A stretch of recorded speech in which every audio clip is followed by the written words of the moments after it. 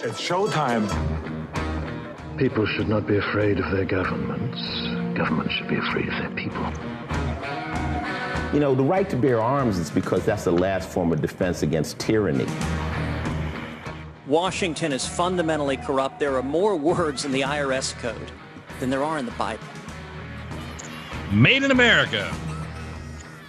Heard around the world. You're listening to Blunt Force Truth. I'm Chuck Woolery, and I just almost got lost in the world. Wow, I thought that was like a dramatic pause. No, it really wasn't. My brain just went left on me there for a second. Hey, you know, I was thinking about something. There's one thing in Austin. Austin is known to be a very far left town, and I live on the outskirts of it. And I found one thing that progressives, liberals, and conservatives can agree on. And it is Opies BBQ is probably the best barbecue in the state of Texas. And it's right outside of Austin. And it's the only thing that we can all agree on. Now, Rusty Humphreys is wearing an Opies BBQ shirt right now. And so am I. And I'm sitting here wishing I had some Opies barbecue. I know. I'm telling you. It's the one thing we can all agree on. So I found something. That stuff is like an addiction. I know it is. You can't quit eating it. Well, my brother, you just had a birthday. I did. I'm now 78 years old officially. Holy cow. I can't believe it. But, you know, it is. Time marches on. You look marvelous, though. Absolutely marvelous. Well, thank you. Thank you very much. I appreciate that. And you're getting a new designer dog, right? Well, not a designer dog. No, it's you know what? I know people probably don't even want to hear this, but I'm going to tell you anyway. Since you brought it up, 2 years ago, I bought a little French Bulldog, and I'd always wanted one for years and years, and they were so expensive, I just didn't spring for it. So Kristen and I decided to buy a French Bulldog who's named Bodacious T-Bone. And Bodacious is just an awesome dog. He's one of the best dogs I've ever owned. So we decided the other day, she kept looking at these bulldogs all the time. I said, you're not going to get another dog, are you? She said, well, it's our birthday, so I think we should buy a dog for each other. So we got a new little dog named Charlie, and he is adorable. He's really cute. He's coming out of Missouri. So we're going to have two French Bulldogs and a pug. So that is a lot of dogs. You know what? We love them so much and we enjoy them so much. And the little French Bulldogs are so cute. I mean, they just have the greatest personalities and they're very lovable and get along with everybody and other dogs. And so why not? I mean, you know, life is just so. But the other one we were in contention was a Bernedoodle, which is a cross between a Bernese Mountain Dog and a Poodle. And they're cute as they can be. I mean, you get these little dogs that are about, I don't know, you know, medium-sized dogs that look like Bernese Mountain Dogs that are all curly and cute. And boy, it's a real toss-up.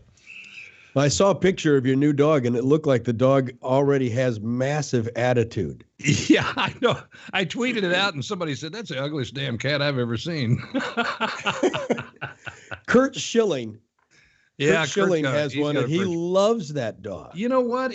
They're really special. They are. They're terribly expensive, unfortunately. But I saw the bill for it. I said, I saw the bill. I'm like, that's a dog? I know, and it's not even. I thought it was a breeder. A car. I know. It's just crazy. But thank God I can afford it. So you know, that's because because you suffer with white privilege. Well, don't we all? You know, this is really this white nationalist and white privilege and white whatever else it is. It's like we're upside down now. Well, maybe not upside down, but it's like, you know, they're claiming that you're something that you have no control over. I mean, I don't have any control. Do I blame my parents because I'm white? Did I want to be a young black child or brown child or whatever? Your old website actually said that you were born a poor black child. Well, I'm black Irish, but that doesn't really count among these people because you've got to be white and it's bad to be white. And all the people who are saying it's bad are white. So it's like. But if you remember your old website, you said you were born a poor black child and you put Rosie Greer's picture there. That's right. That's my father. Yeah, Rosie and I are old friends, you know. That can't be, because you're a white supremacist. Why would Rosie Greer be a friend of yours? Exactly. But I mean, this whole thing is all, you know what it is, Mark? It's all about the new Klu Klux Klan. The Democrat left, who are the founders of the Ku Klux Klan, are trying to now place it on the Republicans and say everybody who's white is now part of the new Ku Klux Klan, and that's white nationalism, and it's racist, and it's white supremacy, which is racist. And that's all it is. They're just creating another environment of what they think is the Ku Klux Klan. So I have a question for you. Yes, sir. If being white is such a big advantage and such a privilege, yeah, why are there so many poor white guys? You know what? If you go back to the founding of the country, white people founded this country. And it's mostly been populated by white people by and large. And only lately have other, groups of Mexicans and blacks and things, and, from the slavery days have now populated the United States. And now Muslims are coming in by the, millions. So it's always been a predominantly white country founded by white men. And we're now led to believe that these white men were just awful people who were stupid and crazy and everything. And yet this is the country that everybody's trying to break into. I mean, we're the greatest country on earth. And yet, and then Democrats will say, no, we don't have to make America great again because it's already great. However, we hate it for these reasons. Well, you could be Cuomo and it's never been great. Well, there you go. I mean, it's literally hatred for the country and hatred for the founders. And now it's hatred for white people. So, any way you can divide people and chop them up into little groups and make them be jealous of each other, hate each other, and, try to defend your position, which I refuse to do because I think it's ridiculous. But, it is what it is. So we live through it every day. One of the big stories out of the news this week is that millennials are really unhappy. They're just having a horrible time. And I tweeted out this morning, if you're a millennial or having a horrible time, change your ideology. Get out of the progressive Democrat, vice, and just get away from it. And you'll be much, much happier and get a job. So let me answer part of this for you. Okay. I'm going to get into some brain science here. Our brains are hardwired. The amygdala in our brain is hardwired to look for danger, to look for problems. Mm-hmm. And that's true. And that's the part of our brain that kept us alive. Mm-hmm. It's a part of your brain that can tell the difference between a snake and a stick on the path in front of you. Mm-hmm. We have made life so easy for young people today that their brain has no fear to go after. There's nothing wrong. So they have to go looking for it. Mm-hmm. So they're creating the problem. Well, they're turning sticks into snakes is what they're doing. Yes. And they're encouraged to do that by mainstream media, by all media. They're also encouraged to do it by the Democrat Party, which is trying to find fault in everything, no matter what it is, and tell you have a horrible life when, in fact, you have a really good life and great opportunities. And, you should enjoy them and enjoy your life.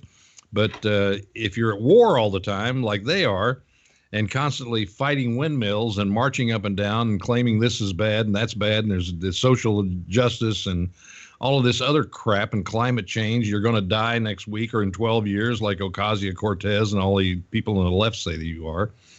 What's there to look forward to? So if you're a progressive Democrat, you take all the fun out of life. Well, it's really true, and it's sad.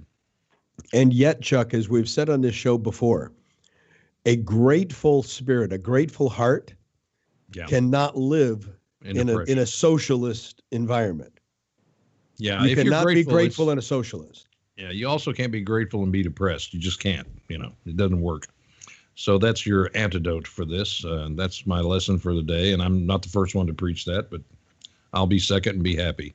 So now the people who are saying, not my president, right, are basically claiming that he is now the president of New Zealand.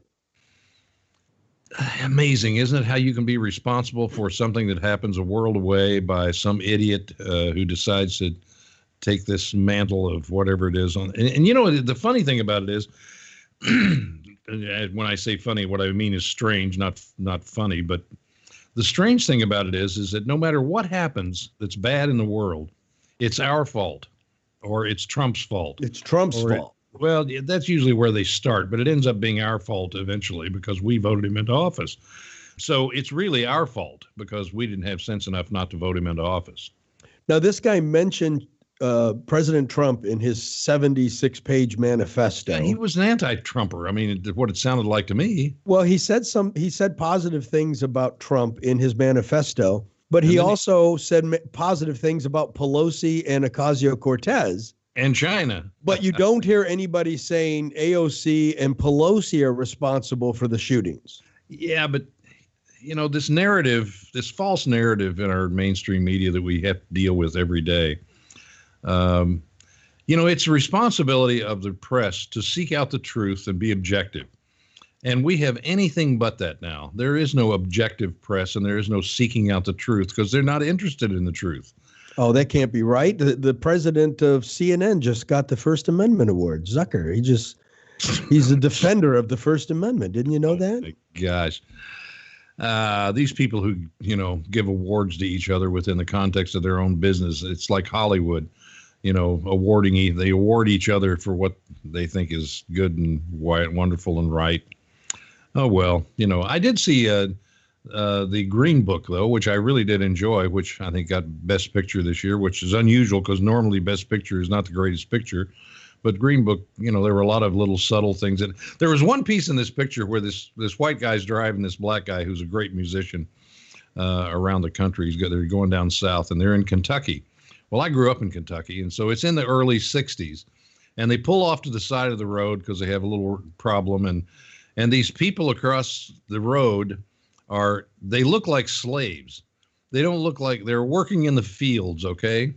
Picking the cotton and so on. In Lexington somewhere, they all have hoes and they're all in these, you know, kind of slave uniforms you would think at the time. And I'm looking at this going, I grew up in the 60s in Kentucky. This is absurd. That's ridiculous. That never happened. But in the minds of Hollywood, that's how the world is. And it's always, you know, as good a movie as that was, there were scenes to it like that you kind of went, oh, boy, are you really stretching the truth here? I haven't seen it. It sounds like the opposite of Driving Miss Daisy. No. You'll like it. It's a good movie. It's got a lot of heart to it, which is what good movies have. I'm watching Billions now and catching up on it. And I love Billions. And I'm looking at the character who's the AG, the guy from Texas who's got white hair, great big tall guy who's pushing everybody around in New York, which I find interesting because they're all liberals and he's obviously not. He's a Republican. And I thought to myself, who does this guy remind me of? And the funny thing about it is he reminded me of Lyndon Johnson. A little bit. Yeah, not a Republican. He reminded me of a Democrat who was in Texas at the time. But anyway. So you're familiar with kind of topsy-turvy and upside down. You're familiar with John Legend, right? Yes. Yeah, great musician, John Legend. Now, you realize his real name isn't John Legend. No, it's John the Legend. His middle name is The. His real name is John Roger Stevens. Well, he's a legend in his own mind. But he renamed himself Legend. Mm-hmm. Well, so you know, Prince renamed himself. Exactly. Question mark. Right. That was brilliant on Prince's part. Yeah, right. He just didn't have a name, just a symbol. Do you know why he did that? No, I don't. It was brilliant that he did it. Prince had a record contract and he wanted out and they refused to let him out of the contract. Mm-hmm. So he went and re-recorded another album as a question mark and said he was the musician formerly known as Prince. Right. So he let the first record company keep possession of his name. Mm-hmm. But they remember, this goes back to the old law of you can't make Bing sing. Mm-hmm. Mm-hmm. So they can keep his name, but they can't make Bing sing. So he went and sang someplace else.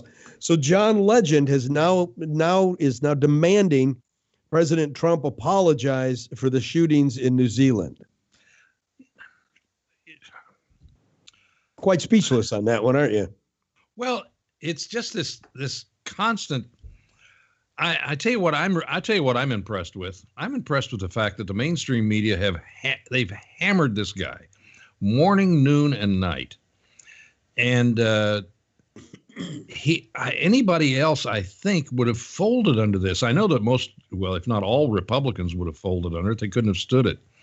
And yet he gets up every morning willing to engage and re-engage and just brush it off and go on. And you've got to give him credit. I mean, he is withstanding the slings and arrows of the left all the time without any reprieve. I mean, and he's the only one doing it. I can't imagine Mitch McConnell or Paul Ryan, who's now going on the board of, what is Paul Ryan? Oh, I know. Paul Ryan is on the board of Fox now. And speaking of Fox, now I know a lot of people have hammered this over and over again. You and I haven't discussed this, but I took the time today because I don't watch Jean, what's her name? Pirro? Yeah, Jeanine Pirro. Jeanine Pirro. I don't watch her all the time. There's certain people that I tape Tucker and stuff like that, but I don't do her. And so I'd missed the show. I'd missed the opening. And so I went today and I listened to the opening, her opening on Omar.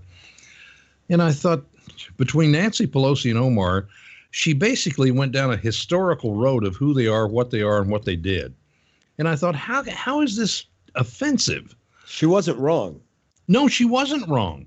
And I thought it was really interesting. Then, of course, there's this whole thing that's been floating around that Bret Baier is the one that sicked Fox on her because he wants to do a debate. I thought, well, okay, whatever, maybe. You never know what's behind the scenes, but it just seems unlikely that he would do something like that. But, she's a very outspoken. And the other thing is I was trying to equate it to what is done on MSNBC and CNN, and it doesn't even hold a candle to what they do daily. And so I honestly don't get it. I don't understand why you can stand up and say the things about Omar that are true and say the things about Nancy Pelosi, which we all know and believe are true, and then be admonished for it and taken off the air. It was just odd. What was the giant offense? In a nutshell, yeah, it was that she said that Ilhan Omar may not be able to be loyal to the Constitution because of her Muslim faith. Well, that's right. Because if she's a Sharia law, if you adhere to the Muslim or the Quran, it is anti-constitutional. Well, it's anti-freedom. One before the other. Yeah. Now, I always say God and country. I never say country and God, and most Christians do say God and country. But in that case, we are founded on Judeo-principle, laws. So it's pretty easy for me to say that because they are in agreement. Well, here's the thing, Chuck. You look at what's going on in the party on the Democratic Party. The Democratic Party is, we think, as conservatives, we're always concerned Democrats want to come after the Second Amendment. They're after almost all the amendments. They want to destroy the First Amendment. But they always have been. This goes back. I know you're tired of me saying this, but it goes back to Woodrow Wilson, Franklin Delano Roosevelt. Those people did the same thing that they're doing today on steroids. I mean, Roosevelt wanted to completely change the Bill of Rights because he hated the Constitution so much. This is nothing new, and everybody treats it like it just came out of chute number one, and it's been out there on the field all this time. It's just people didn't know it. They want to wipe the First Amendment out. They want to wipe all the amendments out. And you see this happening. You see, we have to silence Judge Jeanine. We have to silence Chuck Woolery. We have to silence Tucker Carlson. We have to silence Sean Hannity. The First Amendment is there to guarantee a diversity of thought, a diversity of conversation where people have the right to hear all sides. They don't want all sides heard. They only want their side heard. I totally understand that. But it's not the American way, is it? I want to give you a thought here. We have every Democratic candidate right now is endorsing the new Green Deal. Now, the new Green Deal is complete folly, if not insanity. If you take away all fossil fuels and products of fossil fuels, if you take it away from people for 2 weeks, this whole thing would fold in 2 weeks or less, because you can't live without this stuff. We can't live in a modern society without this. They know it. We know it, but it's the boogeyman that isn't the boogeyman. We would go into widespread death spiral. Oh, absolutely. There's no question about it. How do we make enough food for 7 billion people without a tractor? Well, that's just the tip of it. I mean, it goes on and on and on. It's broad and wide. And what they've done is attack everything that makes, modern society great and saying it's ruining the world and it's killing the atmosphere and it's doing all this stuff when in fact it didn't. And this goes back to the millennials being unhappy. This is part of their unhappiness. They're afraid. They're afraid their world is going to come to an end. They're afraid of everything that moves, and they've got to be against it. So they march and they talk and they make signs and they yell between each other and they scream at people on campus. I mean, it's an atmosphere that no one wants to live in, an environment that no one wants to live in. And they're constantly trying to correct wrongs that don't exist, which, I mean, we have enough things that are wrong that we can correct. But when you do it with things that don't exist, then it's just what a waste of time and energy. Well, right now, the only thing the left has with climate change is they have a consensus of opinion, not science. No, that's right. Yeah, and science is not a consensus of opinion normally. Correct. And every time that science has had a breakthrough, it has always done it against the consensus. Right. Mm-hmm. And this is a different consensus. Because this is not a consensus of we've all come to this conclusion. A lot of this is a consensus because if we go outside of the CO2 story, we lose our grant money. You can't even be a scientist and do any research on climate change and have a grant if it disagrees with the consensus. They pull your money. Right. Now, the old story, follow the money and you'll, find out what's going on, is absolutely true in this case, as in many others. Now, Chuck, I think what's happening here, I think this is nothing but fear-mongering on the part of the left candidates. Oh, is that what we've been talking about for the last 20 minutes? Fear-mongering? That's all they do. But this particular fear-mongering, I think, is the reason every candidate is endorsing the Green Deal. They're afraid not to, number one. Well, one, but two, they want to implement socialism in this country. Right. They know they have the young voters, but they don't have the rest of us. Mm-hmm. What they're trying to do is to create this dystopian view of the future, this opposite of utopia, but this disastrous future where the planet is going to end. There's always a meteor out there that's going to come too close. There's always someone who's going to drop a bomb on Washington. Yeah. Mm-hmm. And they're going to use that as the means of trying to convince those of us who embrace freedom as the moral reason that we should give up our freedom. We need to give up freedom for the greater good. Well, that's the Benjamin Franklin quote you gave to me a little earlier, right? Absolutely. As he thumbs through his notes looking for it. I have it. Benjamin Franklin, his exact quote was, "Those who would give up essential liberty to purchase a little temporary safety deserve neither liberty nor security." Mm-hmm. Yeah. But this is what's going on. I want to point something out to you. Do you notice that every one of these eco-terrorists that are running for president use the word existential threat? Yeah. Yes, I do. Every one of them, right? Every one of them, yeah. Existential is the thing. I tweeted something out that says existential. I can't recall what it was. I have so many tweets in my little quiver. Now, the reason they're saying existential is because they're trying to claim, if you use the real meaning of the word, existential would mean that this is real and that this is global threatening. Mm-hmm. So they're trying to sell you on this. Now, I'm going to make a prediction here. If they can't sell people, if they cannot sell people on global warming or climate change as being the existential threat, they have two backups. Okay. One backup we're already seeing happening, and that is white people are now an existential threat to safety. Right? Yep. And that narrative is happening. Yeah, white supremacist, white nationalist, yeah. Mm-hmm. It's growing White nationalism and white supremacy is out of control in the world now. Mm. How many white supremacists have you met in your life? Any? Let me think. I want to be honest. Let me think.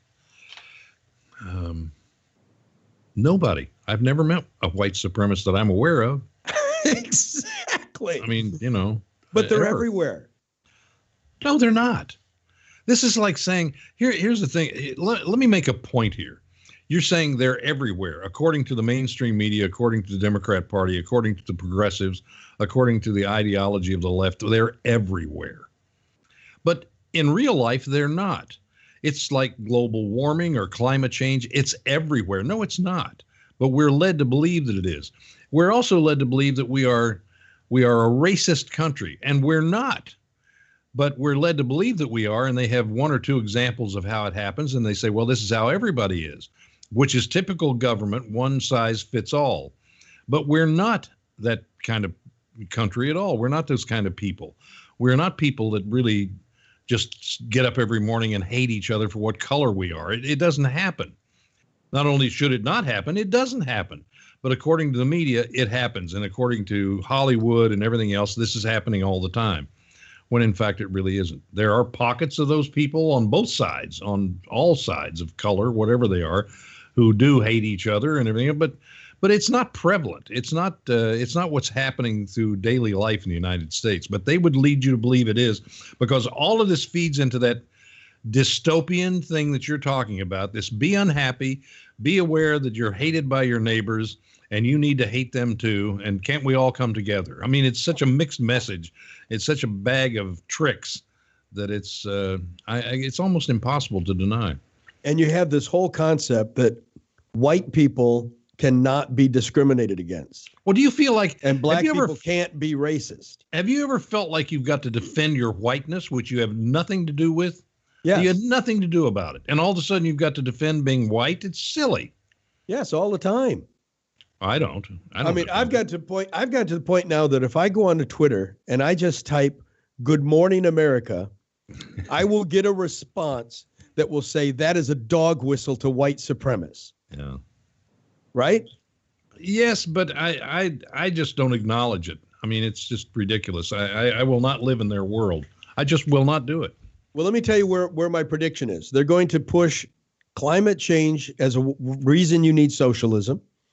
They're going to push white supremacy as a reason you need socialism. And I'm going to go way out on a limb here and say if they can't make those work, they're going to claim that we've now had contact with ETs from outer space. Right. And now we have to socialize the entire world against a global threat. You know, tell me what the difference is. What's the difference between global warming or the Hollywood dystopian movies of another race from another planet attacking us? What's the difference? No, there is no difference. Not really. The same story. Yeah, it's the same story. So, but it plays. It plays to people who don't pay attention, and most people don't. I was listening to someone say the other day who's really rather conservative on one of the shows, and they said, you know, I went to college. I was in a class. I can't recall what the class was. But said on the wall was a communist flag, the hammer and sickle, and the professor was obviously Marxist and wanted us to believe in Marxism, and which is socialism on par with socialism. And she said, and she was like probably in her 30s, and she said everybody on campus was like that. And it's just fed into our educational system where the whole thing, Khrushchev once said that we will pick you like low-hanging fruit. We won't have to attack you. We'll do it from inside. And they're accomplishing that. And you and I and people like us are pushing back all the time, fighting that all the time. And, somebody asked me, they said, why do you do what you do? Because you're old enough that none of this stuff is really going to affect you. And I said, well, that's a good question, because I spent a lot of energy in my life, in my later years in my life, doing this and talking about it. But I think it's really important. I think it's, America's been a great place for me and my family and my children. And I really fight it because I think it's the right thing to do. I think it's one of the requirements of, quite frankly, being a Christian, being a good person. We have unlimited opportunities in this country, and people who are trying to break down our border walls prove that every day. So it's very difficult for the left to stand and say, we need open borders so more people can come here and have opportunity. Yet the place that they're coming to have opportunity is a bad place. It literally makes no sense. Of course not. None of it makes any sense. It's insane. The biggest thing I was telling you before the show started, when I make my notes for this episode every week, mm-hmm. It's not what do we want to talk about? It's what items do I want to leave off the list, because there is so much craziness happening.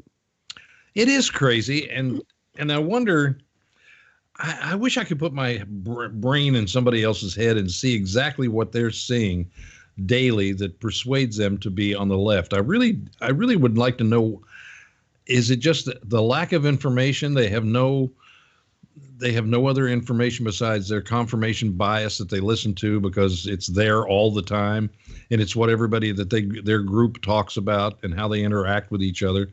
But how do you go down this? I mean, this is truly, to me, a rabbit hole that is just never ending. You never come to the end of it. You never come to a detour. You never come to a turn. It just keeps going down deeper and darker all the time with no relief. And I think, why would people put themselves, and they believe it in the terms of social justice. They think it's justice that has to be served because things are unequal. Things have always been unequal. People have always been unequal. They always will be unequal. Opportunities will be unequal. You can't level that playing field. I don't care what society you live in. They don't want to level the playing field. No, for those at the top of the socialist pyramid, mm-hmm. They consider themselves to be more woke, more enlightened, more intelligent, that the masses are incapable of making decisions for their own well-being. Hey, listen, you and I watch Billions. They need to do that. You and I watch Billions. If you watch Billions closely, this Netflix, I guess, is Netflix or whatever. Showtime. Wherever it is. If you watch it closely, listen to the language that they speak to each other. I mean, it's really important. Just listen to the way they all interact and talk to each other. Mm-hmm. It's fascinating. It is on a level that you are like saying, wow, I wish I could express myself like that. I wish I had that kind of vocabulary. I wish I was that kind of nerd who was talking about algorithms and things, and I don't understand what they're talking about.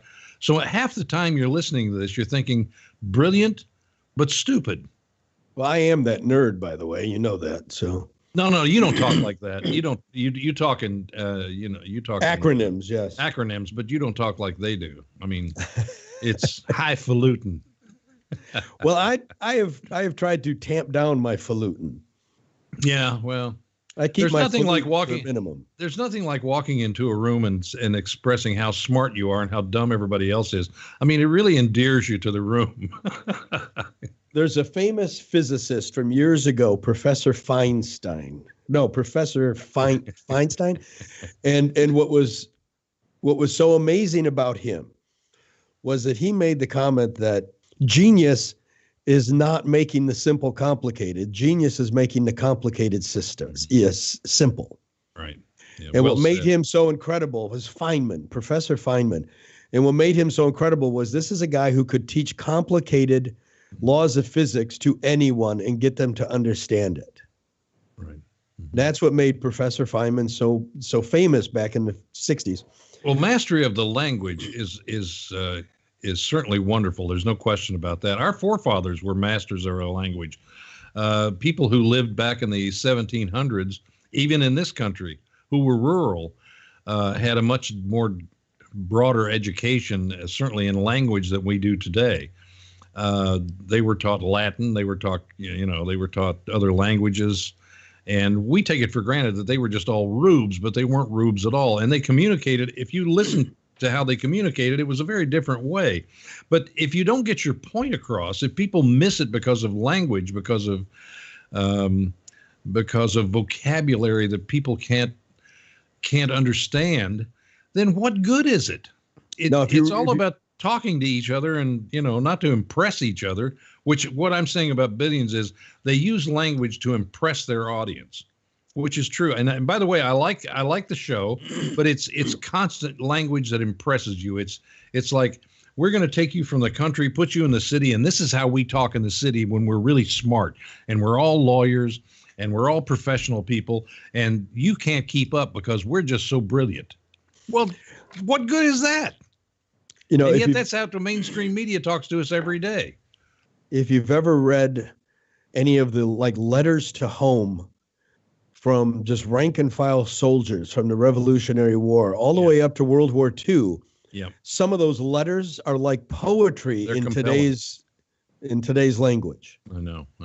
Yeah, letter writing it's a lost art. I never had that art. I knew someone who did. Carol Rosenblum, who was a friend of mine, certainly had that art. The Viking Horde has just come in. I know. Well, I had to turn my phone off. But yeah, Carol Rosenblum had he communicated by letter with a lot of his friends, and I've read some of his letters before he passed away, and it was a real art. I mean, they were funny, they were eloquent. You know, it was an art that we don't have anymore. One of the things, talking about Professor Fineman, when you look at one of the brilliant things of Donald Trump. I was just going to say that. You're right. Yeah. And I know he worked with Tony Robbins, and he worked to get his language, that his basic language in public is at a 5th grade level, which is there's a thing that we use in writing. You might be familiar with, it's called the Flesch-Kincaid score. Right. And you take a piece of written material, you run it through an algorithm, and it tells you what the reading level is. So the newspaper USA Today measures 5.7. It's in the middle of 5th grade. Mm-hmm. That's the average American newspaper, USA Today. Now, the Democrats ran speeches of the president through the Flesch-Kincaid scale and came back saying, this moron only has a 5th grade vocabulary. No, this moron is so intelligent that he knows how to dial his vocabulary in on a bullseye target. But see, of where middle America is at. That's exactly where these elitists are, and it's where they live. They live in this country. I'm so much smarter than you are. And they say, well, then why can't you communicate with the American people? You can't. The only thing you do is scare the crap out of them. That's all you're really capable of doing. It's all you do 24/7. I assure people, the president's a Wharton graduate. He has a vocabulary above 5th grade. You don't graduate Wharton with a 5th grade reading level. Well, they can't get over the fact that he's not smart, according to them. They just can't get over it. And yet he outsmarts them every time they turn around. It is hysterical. It is funny. It is funny, but it's tragic what they're doing to our country. It is tragic. It's like he's the roadrunner and they're all the coyotes. Exactly right. You know, I could have put it better myself. That's a perfect example. Yeah. And you can see every one of them with their Acme rocket strapped on their back going off a cliff every time that he does something. And then have you watched Beto? I tweeted out the other day, Beto reminds me of someone who is constantly trying to achieve liftoff when he's talking.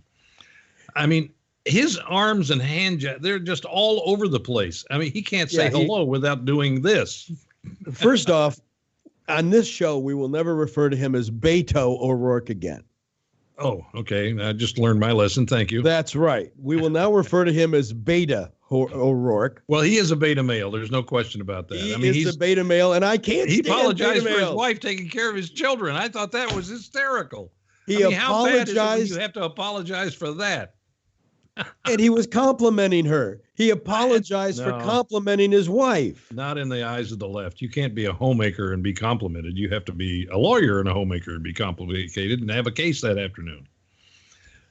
So he apologizes for complimenting his wife. Yeah. He apologized for being white. Yes. Mm-hmm. Yes, I know that I've been a recipient of white privilege. But I can write awesome bovine poetry. Oh my gosh! Have you? That is.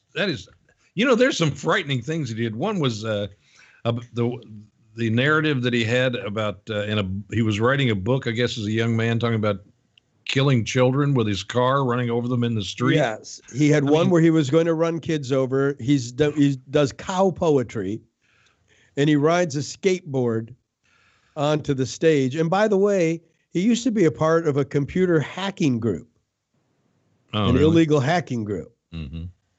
Well, so he's brilliant, obviously. Why are people in love with this beta male? And why is he being accused of appropriating Mexican names? Look, I mean, look at what the Democrats have to choose from. They've got Elizabeth Warren, Bernie. Whoa. Pardon me. What? I just started a war dance when I heard her name. Okay, Elizabeth Warren. You have Bernie Sanders. God bless you. And you have Beto O'Rourke, and Kamala Harris. I mean, it's there's nobody that's compelling on their side at all. So what I'm saying is the answer to your question is Beto looks so good compared to everybody else that's why they defer to him. I mean, he's the next Robert Kennedy. Oh, please. Yeah, he's not even close to the next Robert Kennedy or any other Kennedy. I mean, it's just this whole thing of, oh my gosh, it just drives me nuts. It drives me nuts. This guy has no place. Everybody's still looking for Camelot with the Kennedys. I mean, it's not going to happen. He also recently said, Chuck, that he was born to be the president. That's not even remotely arrogant. Mm-hmm. And he said that he is the only person that can save the world. Yeah, well, okay, whatever. I think Jesus is the only person that can save the world, but that's just me. No, it's Beto O'Rourke who can save the world. Yeah, whatever. Why are the Democrats even entertaining this guy? Because he lost to Ted Cruz in Texas, but he came close and he can raise money for some unknown reason. He raises a lot of money. And this is what the Democrats are all about. Nancy Pelosi would not be head of Congress the leader of Congress if she couldn't raise all the money that she raises. It's really simple. So then what has Beto O'Rourke done in his political career so far? Nothing. Other than raise money? Nothing. Absolutely nothing. Okay. But then again, what did Barack Obama do in his political career? What has Bernie Sanders accomplished with all his decades? Nothing. In Senate? He's been in decades and nothing. He hasn't accomplished anything, but that's not important. He renamed a post office. Whatever. It's not important. The point is he did rename a post office. Give the man credit where credit is due. Well, by the way, what did Trump do? Nothing, but he's done a lot since he's been in office. Well, what did he do outside of being in politics? Yeah, he accomplished a great deal. He became a multi-billionaire building, buildings that nobody else could build at the time. So, whatever. What's Cory Booker accomplished? Nothing. Kamala Harris. Well, she was a prosecutor at one time, was kind of, I guess, moderate. That not anymore, but she used to be. Klobuchar. What has she accomplished? I have no idea. Any woman who can stand in the middle of a blizzard and give a speech, you got to give her a little credit. Come on. She just about froze to death. They've put up an entire, talking about global warming in a blizzard. Exactly. They've put up an entire group of candidates with no accomplishments. Now, Joe Biden, who has basically signaled he's running.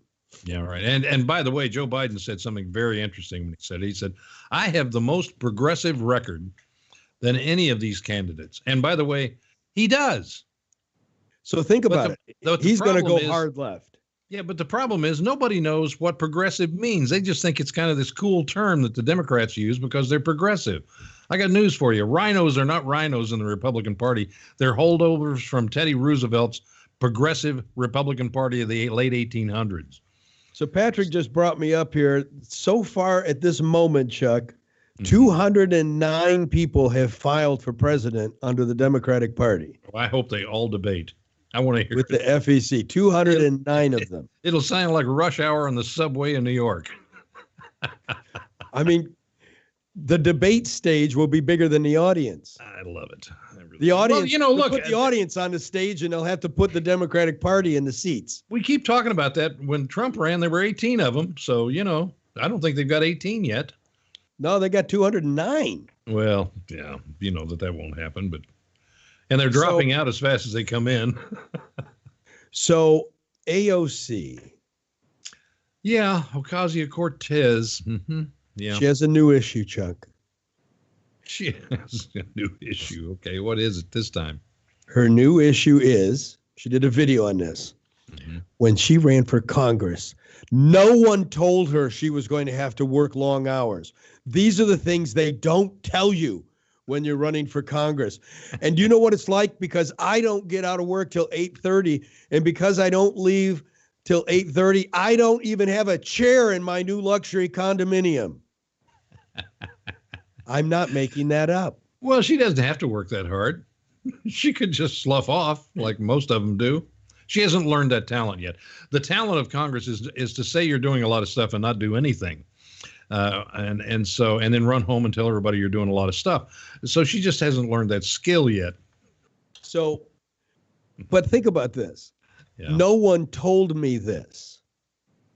Because is there like an indoctrination of? Apparently.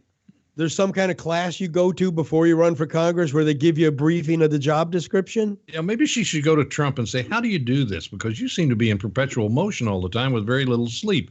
How do you work so hard and accomplish so much in so little time with so much opposition? That would be a good instruction for her. I have a suggestion for her. Yeah, what's that? Well, if you went and got a job and then you were complaining that you disliked the job and the job was overworking you, what's the solution for that? Quit. Go find another job. Exactly. Yeah, go back to bartending. Just leave. Well, she came out of, Boston University with an economics degree and went straight to bartending. So I was watching this episode. Sal and I were watching this episode. So she did know how to make change. I'm sorry. Go ahead. You're watching the episode of Shameless last night. Mm-hmm. I don't. It's Shameless. And on this episode, they get this child molester reelected to Congress. Mm-hmm. So Macy looks at the guy and he goes, "You just won. You're back in Congress. What are you going to do next?" And he goes, "Not a damn thing, because that's what you do in Congress." That's right. Exactly right. You don't have to do anything. The guy All you got to do is smile for the cameras and say, "I agree with so-and-so, and that's what we ought to do. And yes, global warming is a fabulous thing, and we have to kill it, and emissions are no good." And I know the guy has this evil smirk on his face, and he's just not a damn thing, because that's what you do in Congress. So speaking of Joe Biden, we're following up on Biden. Except when it comes to people like Omar, they do a lot in Congress if you turn them loose. So Joe Biden is a great humanitarian. Really? Mm-hmm. What does he do? Because he said so. So Joe Biden, the last time I saw Joe Biden, a picture of him, he had his hand on the knee of a fire captain. He gropes everybody that's next. Everybody. It doesn't matter, man or woman. He just gropes you, no matter if you're what you are. So Biden gave a speech last week. Yeah. Mm-hmm. Follow with me. Mm-hmm. On my way here to this dinner, mm-hmm. I ordered my limo driver to pull over to the side of the road because I saw a homeless woman on the side of the road, and I got out of the limo and I gave her whatever was in my pocket. Oh my gosh. Which is what? Lint. Lint. It's probably lint. First off, he never said how much was in his pocket. Yeah, right. The second thing is, what did Jesus say about donating and doing good things? Don't talk about it. Yes. To pray in silence. In silence, in private. To not let the left hand know what the right hand is doing. I think the fact that Biden has to get up on stage and tell people, and here's the part I love. Good guy. But follow this. I ordered my limo driver. Who does that? I ordered my only in Washington do you get to do that in Hollywood. To pull over because I saw a homeless woman on the street, and I had to get out and give her whatever was in my pocket. There's probably one. How many did he pass before he got to this one woman? I mean, the streets are full of homeless people now. How do you select which one gets it? I have no idea. And by the way, how incredibly undemocratic to give it to just one person. He probably had a pocket full of Biden for president buttons. Whatever. And he stopped to pin one on her. But what kind of lowlife gets on a stage to tell people, look at me, I sacrificed by having my limo driver pull over because I'm such a humanitarian. I ordered my limo driver to pull over. You know, I told you I'd met Joe Biden. I actually met Joe Biden at Norm Pattis's house in Los Angeles, who we're with now with Podcast One, who used to own Westwood One. And, Norm and Mary are great people. I really like them. And he was doing something in the Middle East with radio at the time. And I met Joe Biden there. And Joe Biden is one of these guys who's a backslapper. And boy, it's just so good to see you. And you're just a very special person and blah, blah, blah, blah, blah. And you don't believe a word he says, but it comes out of his mouth. And so you have to acknowledge, thank you very much. I appreciate that. But he's, he, as my mother said, he is a palaberer, or he palabers, which I haven't looked up. So I never did understand that. I just took it as being not a good thing.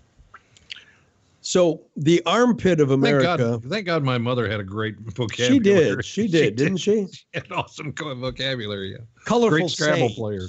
Mm-hmm. Colorful sayings too. Like, like duck hunt with a rake. Yeah, she was very, very colorful, my mother. So the armpit of America is essentially Newark, New Jersey. Oh, is that where it is now? Yeah. It moves. It's funny. The only place that moves a lot are the armpits of places. They just kind of move around. They're interchangeable sometimes, and yet this is the armpit, there's the armpit. It just depends on where you are and how you feel. Well, they have the worst economy. They have the worst budget, crime. They've got places that have the worst economy usually are controlled by Democrats. If I'm not correct, and I don't think I'm incorrect by saying that. They will depress you. No matter how much you make, they will put you in a hole. If you live in New York, you're paying far too many taxes, too much taxes. If you live in LA, you're doing the same thing, or California. It's the same everywhere they are. It's you just aren't allowed to keep the money that you have, so they'll depress the economy no matter where they are. It's what they do. Well, Newark, New Jersey is where Spartacus was the mayor. Oh, please. Did you know Spartacus was the mayor of Newark at one point? I can't imagine. And how successful was he as mayor? Can we measure that? Well, it's the armpit of America, if that helps you. Okay. So the new mayor of the armpit of America has announced they're going to go into universal basic income. Well, why not do that? We can all afford that. If we can't afford anything else, we can afford to pay people not to do anything. So this is a bankrupt city, which is now going to send $500 a month to every poor person in the city. Okay, perfect. Now, universal basic income, Chuck, has been experimented with. It was tried in It's Finland. experimented with everywhere, and it doesn't work. Finland tried it, and it lasted less than 2 years. Mm-hmm. And the Finns brought it to a halt. And then it was tested in Ontario. Now, you know how Ontario, socialist, like Ontario, Canada? Canada, eh? Yeah. Okay. Yeah, okay, I get it. That's right. Go there and have a Molson's. So anyways, Canada tried universal basic income in Ontario while watching hockey games. And they found something out about it. What was that? They said it's unsustainable. No, really? It's kind of like Medicare will be unsustainable. Social Security will be unsustainable. Every government program is literally unsustainable at some time. It will all come to an end because we run out of money.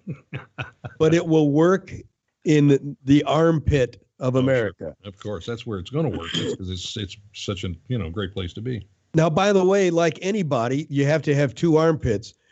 The other armpit seems to be located in Portland. Yeah. Oh my gosh, what's going on in Portland?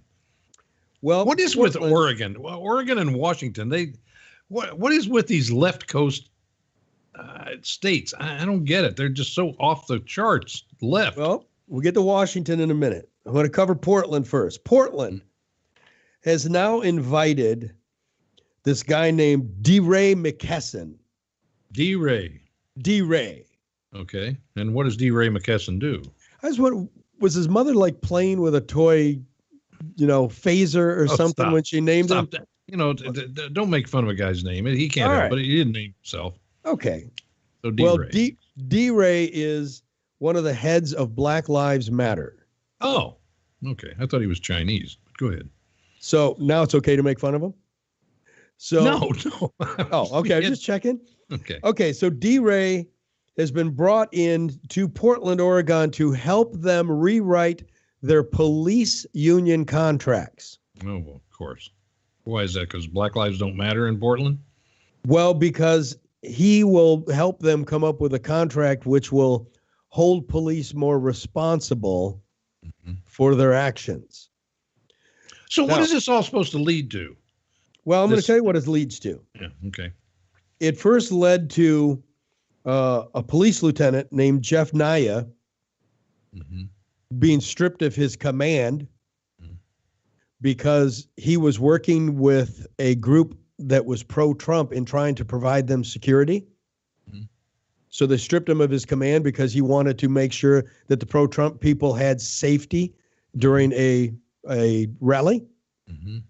The second thing that has happened is this month, just this month, they've got 50 cops quitting or retiring.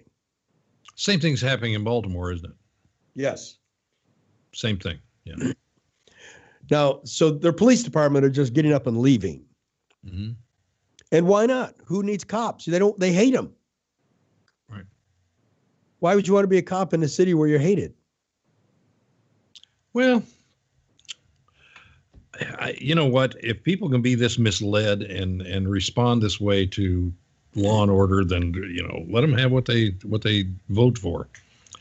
Now, you were mentioning Washington real quick. It will snap back. You get enough murders and enough things happening and enough people breaking into stores and burning places down, and eventually it'll snap back and they'll come to their senses. Maybe. Well, absolutely. If somebody robs you in the street, call Black Lives Matter. They'll show up. Sure. So up in Washington, they're now trying to pass a law in the state that will ban the president from being on the ballot if he does not give them his tax returns. Hey, listen, let me tell you what's really insidious that's going on, since now everybody on the left is running against the Electoral College. What they're doing, and of course they're mostly blue states, but they're doing this. They're going to each of these states, and the states are signing on. I think Colorado's the next to sign on. And that is, if Trump or a Republican wins that state in presidential race, these states don't have to reflect that in the majority of votes. What they will do is they will give whoever wins the majority votes, that state will give them their votes, their electoral votes. So if you win as a Republican, it will not ensure that you will win those votes, because if your opponent wins the majority like Hillary Clinton did, then all of the votes, no matter what Republican or Democrat, will go to that.